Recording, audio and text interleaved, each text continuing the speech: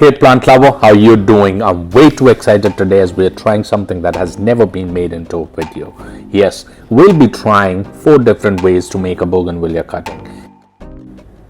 The first is normal scarring.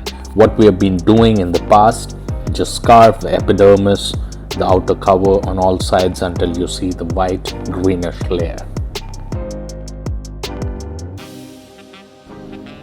The second way would be to bifurcate the cutting. Split the bottom of the cutting in 2 halves up to 1 inch.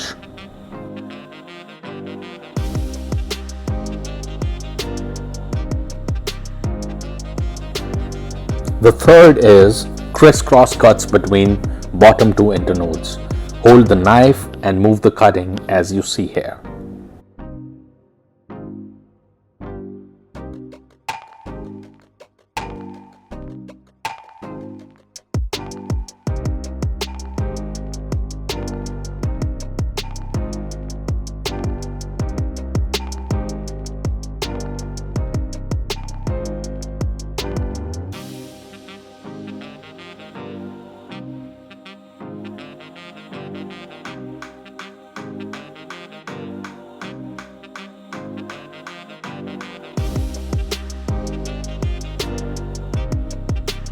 And the fourth way is the craziest of them all.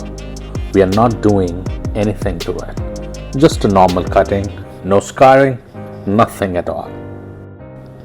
So these are the 4 different ways to make cuttings. I want to tell you this now. If you have been making cuttings one way and results have not been that good, then ditch whatever you've been doing. Pick one of the ways we just discussed, and you never know, you might reverse the results in the future. So try them if you need to. Day 10. I'm sure you're aware that roots follow the shoots.